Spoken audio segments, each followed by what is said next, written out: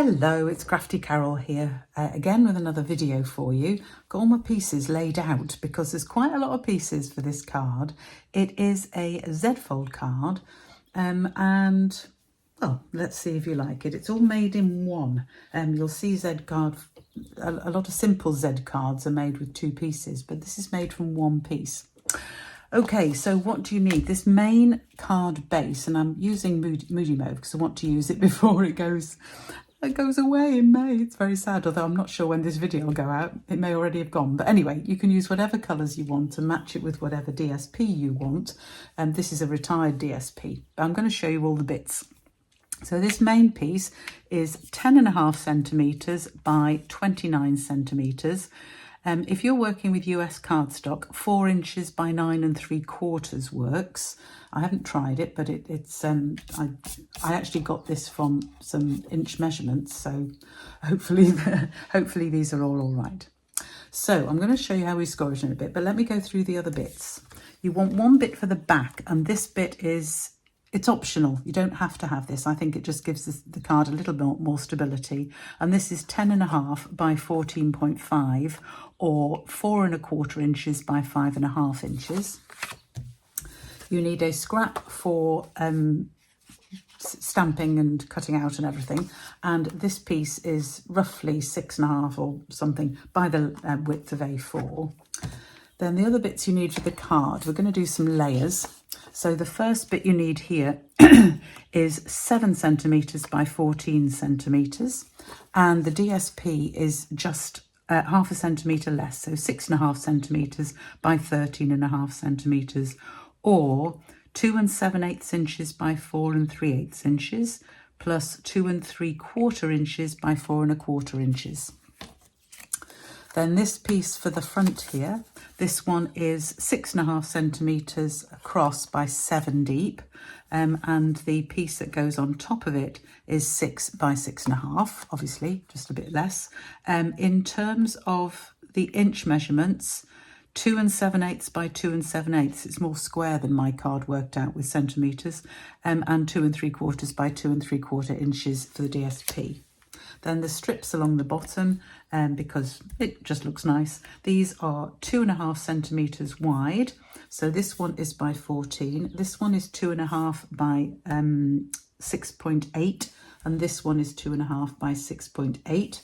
Then the pieces of DSP on top, 2 by 13.5, 2 by 6.2, 2 of them.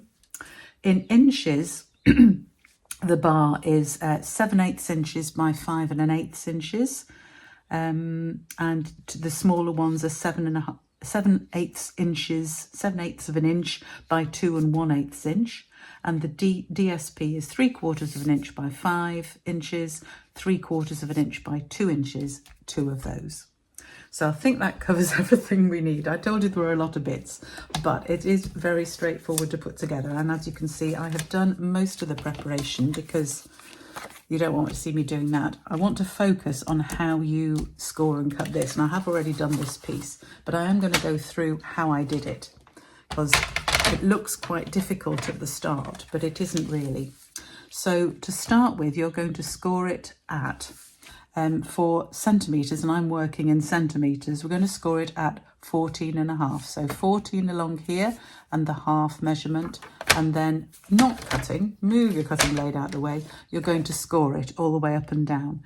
In inches, that is at 5 1/4 inches. Then what I did was turn it round and move it to the 3 centimetre mark just there. If you work in inches, go with an inch. And get your pencil, and just using your pencil down the trimmer line, draw a line roughly, 3/4 of the way, quarter, roughly something like that. Draw the line. Then, without doing anything else, turn it back, and this time you're going to score at 7 1/4, which is 7.25. So that is in between. If I use my pointer, these little gradients here, these are fifths. So 1, 2.5. So you're between the second and the third one. So it's there. Okay. Doesn't matter if you're not totally exact, and you want to score this time from the top down to the pencil line that you've drawn, and you can use the markers in the side of the card to make sure you've lined up with the pencil line and score that. Then turn it round the other way, and again at 7.25, 7.25, you're going to just come up this time from the top to the centre lines. It's just a little short score. So you end up with 3 scores, one little one here, one big centre one, and one sort of top end one. Now in inches, to do those scores, they are at 3 inches, moving down to there, and then she moved it all the way along, 7.5 inches to do the little one. So if you're working in inches, do that. Then we're going to turn it back and put it back at 3 centimetres, working in centimetres, or 1 inch if you're working in inches, and bring your cutting blade to the middle, and then you're going to use the lines on the cutting blade, this little line down the side of the cutting blade, line it up with that score line, and then you're going to cut all the way down to the second score line that you've already marked. So you end up with a cut in the middle, okay? So that's what it should look like when you've done all your scoring and cutting. And then you can rub out your pencil mark, and make sure your rubber's clean, because I've got a little dirty mark on there because my rubber wasn't entirely clean and I can't quite get it off, but it won't be noticeable. Then we're going to fold it. So the middle fold, you want to fold inwards like you would for a normal card folding over, but this outwards one you want to move outwards, and as you fold that across, you'll see the other fold comes in, and that's what it should look like when it's folded. So then you need to just burnish all those folds. There's this one here too. Just burnish all those folds so you've got a nice fold, and that's what it should look like. Hence the Z, that is the Z shape, that why we call it a Z fold card, and that is your basic card. So now it's just a matter of sticking all the other bits on and then putting some decoration on. So I'm going to start off. This piece is obviously to cover this panel here. So I'm going to go ahead and stick all of these on. This smaller piece is for here, and then the strips are for along here. So I'm going to go ahead and stick all of these on, and I will move the video across because you don't need to see me sticking.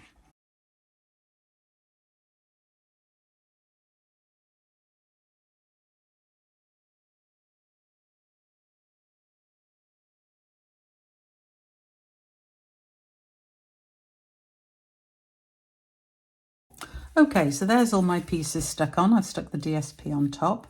So there is the card. Now this is the optional piece. I cut a piece of card here because I want it to go on the back there, and it will fit exactly around the edge because I didn't want a border, but I think it just gives the card a little bit more stability, and it does give you an area there if you want. The biggest thing it does is provide an area on the back so that you can actually you can write on there, because otherwise there isn't anywhere to write on for this card. So being careful not to put any glue on this bottom piece here that I know isn't going to be anywhere near, it isn't covered by anything. That's the bit that's going to show through. I'm going to just put glue over the rest of it and then line this up. I'm going to turn it around because that's going to be easier for me. Line it up and just stick it on. You could make this smaller, but it'll look a bit odd at the bottom, and that's why I've done it that whole size, so that it actually fits. Oh, make sure that's square. Yeah, so it fits like that. Now, obviously, you can do your stamping first. If you're not happy about stamping on the back, I haven't actually done my stamping there. I shall just get my stamp and do that.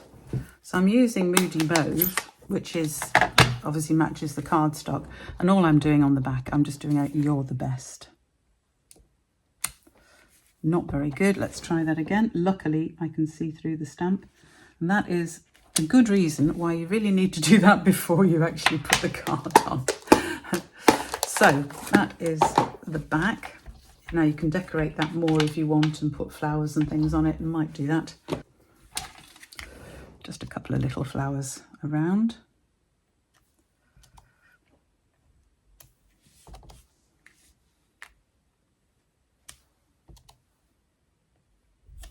There we go. So that's the back of the card done. Now we need to decorate the front. So I've used, this is an old retired set, but I rather like it and I wanted the sentiments from there. Just going to put these stamps away.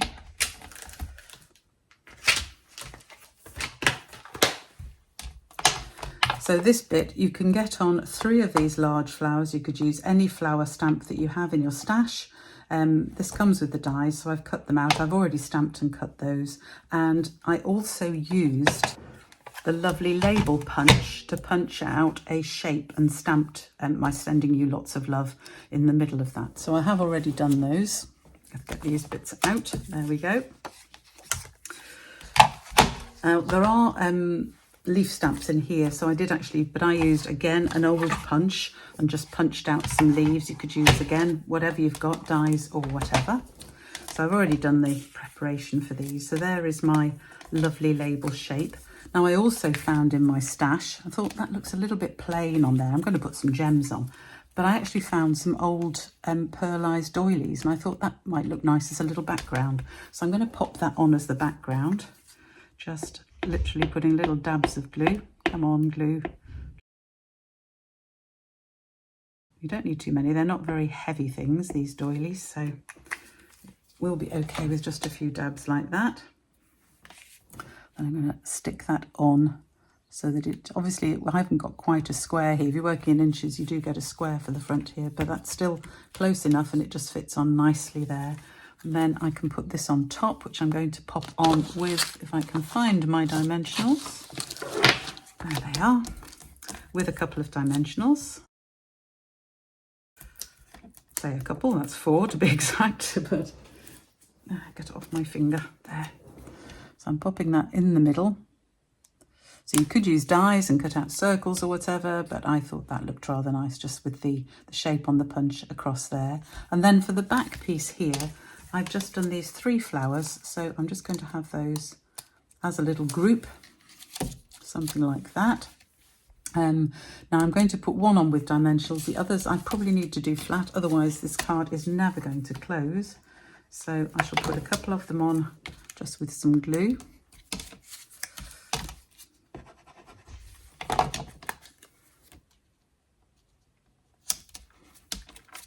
And then this third one, I'm going to put some dimensionals on.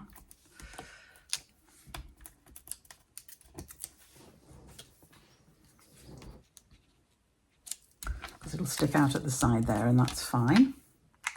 Oh, I need my glue again because everything's going everywhere.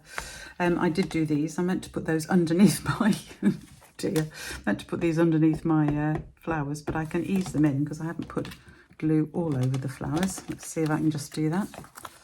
So get it right when you do it yourself. Don't stick them down until you've actually put your leaves in. That is important. Now you could cut these up. I did one, in fact I might cut one of them. If I can just spread those out a little bit then. So we'll get this one under here. Oh, come up, that's it. You could put more glue on than me if you wanted.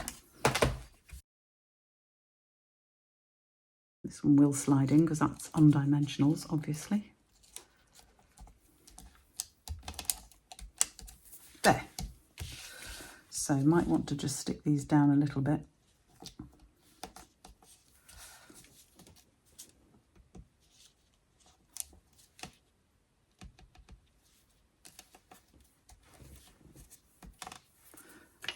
Okay. And to finish that, I am going to use some Wink of Stella in the centres. Now, you could put some gems on, and I did think about that. It is going to add to the bulk at the front if you put gems on that one, so I think probably you're better not to. I'm just going to pop some Wink of Stella around here. You probably can't see that so much on the... I can see it. It's nice and glittery, but you probably can't see it so much on the camera. The other thing you could do is punch out some centres. If you've got a little punch, I might do that actually. That one. I'm just going to punch them out of silver just to add a little bit of interest. But then I can stick these on flat. This is why I never throw a punch away. You always need punches. They're so useful. Okay, so we're going to pop those on just with a little dab of glue on the middle there. I know I've already put some Wink of Stella on, but that won't matter. It'll shine out from behind these. Yeah, I think that'll look better with these centres on.